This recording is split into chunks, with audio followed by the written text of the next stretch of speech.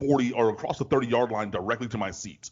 It was beyond. I mean, and then of course you talk about that iconic game, big time players, Santana Moss, Jeremy Shockey over the middle, just all the players that we got to see at the Orange Bowl, man. It was just, it was incredible. I mean, and honestly, I went to every game in undergrad. Sometimes, the stadium would be empty by the third quarter because we're up by 40 points already. You're going to go back to drink with your boys, if you got, some other social plans, hint, hint. You maybe want to go enact those a little early. But I mean, like, it was a thing where there was not, like, if you're a Miami Hurricanes fan now, the question in your brain every week is, will Miami do what Miami needs to do to be competitive?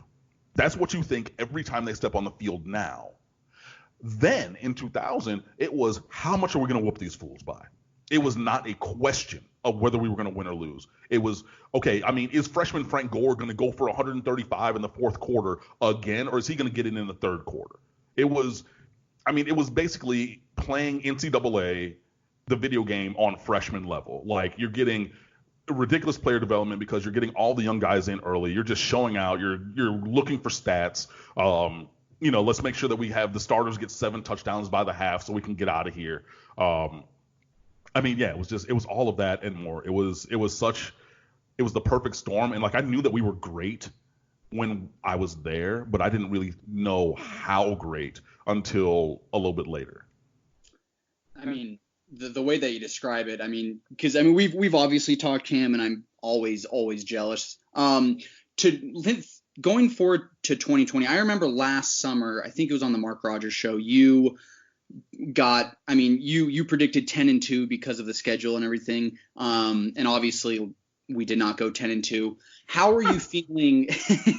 How are you feeling this year? Are you still like, is that confidence back because of De'Aaron King, or are you at the point where you're like, you know what, this team, I just gotta see it? 7-5. Prove me wrong. Ooh. I'm not going off of that, because fool me once, shame on me. Fool me twice, shame.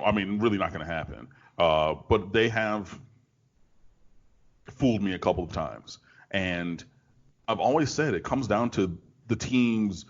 It comes down to Miami doing what Miami needs to do, and that's why earlier, after we beat down Florida State again, and then we beat them so bad that they fired Willie Taggart, and they were talking about who they're going to get for head coach. I wrote that piece on State of the U where I said, I don't care about Florida State. I don't care who they hire. It could be Bob Stoops. It could be Nick Saban. I don't care what they do over there. I care about what we do in our building. Orange and green and white, wearing that iconic U on that white helmet. I don't care what those guys do. And if Miami handles business, it really honestly usually doesn't matter what the other team does. But the thing about it is Miami has played so far below the level of their talent for so long that I cannot take them at their word that they're going to do what they say that they're going to do. I cannot just say, okay, cool. Like, we have all of this talent. We have by far the most talent in the ACC Coastal, and we're going to just walk to it. We should, but we have not played like that. So now I'm going to go to the other end. 7-5, prove me wrong. Prove to me that this team that has quit on coaches in 5 of the last 7 years, this team that has been very terrible, that lost to Duke in consecutive years for the first time in program history, that lost to FIU anywhere ever on the face of this earth for the first time in program history, prove to me that that's not this same team. And that's going to happen by you going out there on, one Friday and a bunch of Saturdays and doing the work. And until I see it, I'm not going to believe it. So call me a hater, call me Doubting Thomas, whatever. Call me from Missouri, because you got to show me before I believe it. No, dude, everyone knows that I've been very critical, and I'm sometimes viewed as a negative fan. But I don't know. Now you say 7-5. I'm saying I went up to 9-3 once we got De'Aaron King.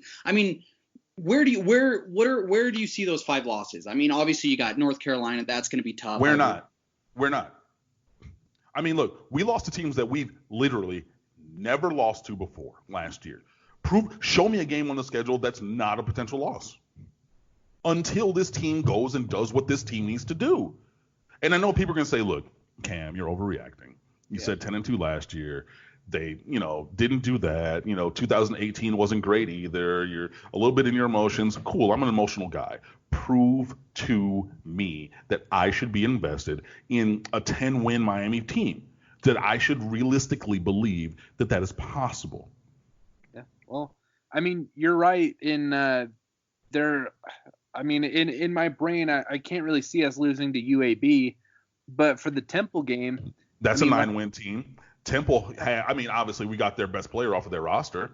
I'm sorry to cut you off, but you could, if this is Miami of years past, you could talk all of that away. But we've done that for years. Last year, that's why I started writing after the fourth game. This is a fireable offense, because there were so many things that were fireable from this, from the season. Yes, does it stand to reason that a team with this much talent in all of these places struggles the way that we have over the course of the last 15 years? No, it doesn't make sense. But sometimes you can't make sense out of nonsense, and that's been the production and the performance of the Miami Hurricanes for a long time. So it is easy to go down the mental path of we have more players, or we have better players here than other places. You have Rhett Lashley coming in and talking about, I had James Prochet go for 1,300 yards as a wide receiver at SMU, and he was running 4.65, 4.7. And then I come here and I see these guys running 4.4s, 4.3s. So you obviously extrapolate that out to think, cool, if I had a guy running 4.7 with this kind of production, oh my holy God, what can we do with guys with this kind of speed? Yeah, you might put up some numbers on the scoreboard, but look, we lost to one of the worst teams in captivity last year, FIU. We lost to another one of the worst teams in captivity, Georgia freaking Tech, last year. You found a way to lose to them? Nah. It is easy to go down the mental path of thinking that Miami could and should be more productive in terms of wins than they have been. But again, we've said that so many times that it rings hollow to me. I have to see that kind of performance. Now, if we don't have 9 or 10 wins in this regular season, then we got to circle back and talk about Manny Diaz's job, honestly and truly. Because if last year was tailor-made for a 10-win season, which it was, and it was your first turn ever as head coach, and you found a way to be worse after every subsequent bye week, to lose to a worse team coming off of a bye every time that you had one. You lose to Florida, and that's a pretty good team, and that was a close loss. But then you lose to North Carolina, Georgia Tech, and Virginia Tech, all coming off byes. What? Or FIU was in there, I think. 4 of those losses were terrible, and they all came off of byes, but the performance was worse every subsequent time after a bye. When you're saying, oh, we figured this out, we figured that out, you figured less than nothing out, buddy.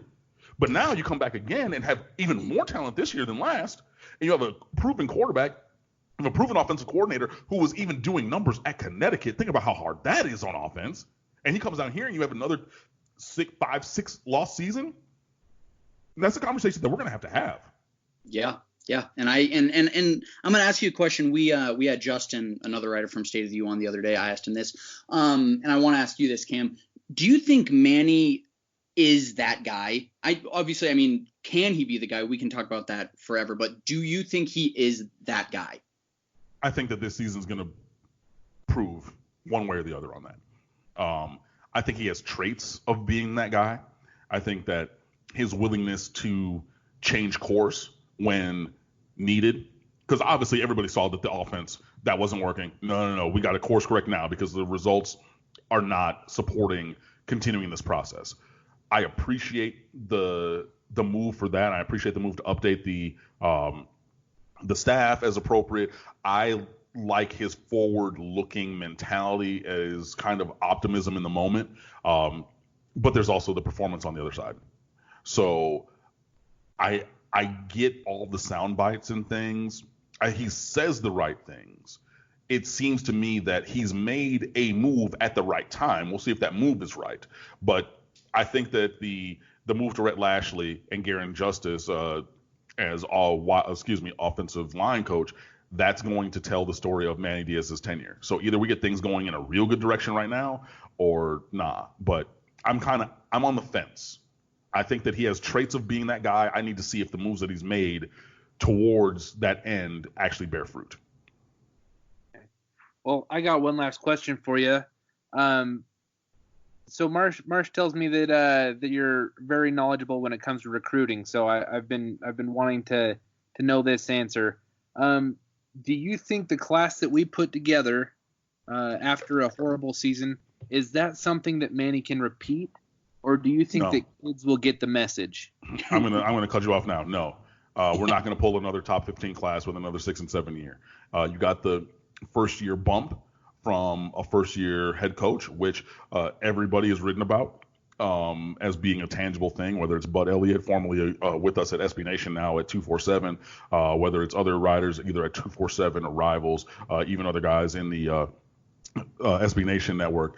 There's a tangible jump in recruiting performance the first year, the first full cycle of a new head coach. And we saw that last year. And you had, obviously, some of those long-term relationships because, obviously, Manny Diaz was on staff here for 3 years prior. So getting a Navonte Williams was a 4-year recruitment, and you still had the same point guy here between Bonda and Diaz, or point guys, I should say, the whole entire time. And I get it because they're seeing maybe they can be part of the change, and you are the new coach. It's like, cool, I get that, Mark Richter's here and everything, but, like, I'm here. We need you to move forward in this positive direction, yada, yada, yada, so boom, boss. So you're going to get some of those guys. Now you got to win, bro. Like, period. And the list of elite players in South Florida is long and distinguished, and that is the same every year. But you're going to keep losing guys. Marcus Tate, 5-star left tackle from U School in Fort Lauderdale, already committed to Clemson. Clemson has 2 decommitments in the last 8 years, and one of them actually ended up at Clemson. So you have one guy who's committed there, who's decommitted and went elsewhere, and he went to Auburn in the last 8 or 9 years. Guys who commit to Clemson go to Clemson. So you've already lost a 5-star left tackle prospect from your own backyard. You're going to lose more of them unless you go win games. All right. That you said it perfectly, man. I wish we had more time to chat, Cam. But thank you so much for coming on, brother. I appreciate you. We got to have you on again, man. And once I get back down to Hollywood, we got to hit up those food trucks again. Man, I think the food trucks have been suspended indefinitely for quarantine reasons. But yeah, when you're back down and those are able to be part of the rotation, we'll hit it up, man. Good deal, brother. Well, hey, thank you again for coming on. You're welcome on anytime, and we'll chat. Well, I mean, I talk to you pretty frequently, but We'll chat again soon on the pod. Got it, man. Thanks, guys, for having me. Be sure you guys go check us out at stateoftheu.com. That's my only plug. I'll see you. Hey, thanks, Cam. Go Canes. Appreciate it. Go Canes. All right, perfect, man. That was a great interview. Dude, that was Cam kicked it, man. Cam kicks ass. Holy moly, yeah. Like I can see why he's the managing editor at State of the U now. You just need to talk to him a little bit about Canes football, and he's just knows everything. Holy crap. Yeah, that was like a shot of B12. Oh yeah, dude. It was like I asked the question and he answered every single facet of the question. Every angle that I could hit it from, he took care of it for me. So that's pretty cool. Yeah, absolutely. And so, he just knows his stuff, man. And so we got one more guest coming on. It's Brad Kunz. Is he ready, Jordan? I think he's going to need just a few moments. Let me double check. No, he should be good. Cool. I'm going to patch him in right now.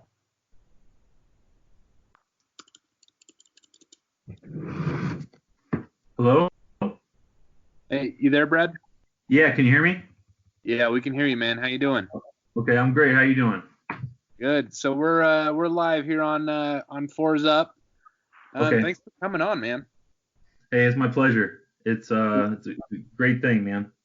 Good. All right. Well, hey, we now welcome on. Is it Kunz? How you say your last name? Or? Yeah, Kunz. Cool. So yeah, we welcome on former University of Miami offensive lineman Brad Kunz and member of the 2001 National Championship team. Thank you so much for coming on and talking some Canes with us, brother. Hey, I'm excited, man. I love the name of your podcast because it's Fours Up. I mean that's something we live for. And I was always, one thing that I always did was we were in the Orange Bowl and it was the fourth quarter. And, part of this was because I wasn't a starter. I had the ability to do this, but I would literally hold up the four fingers until I saw every other set of four fingers drop in the stadium. So I love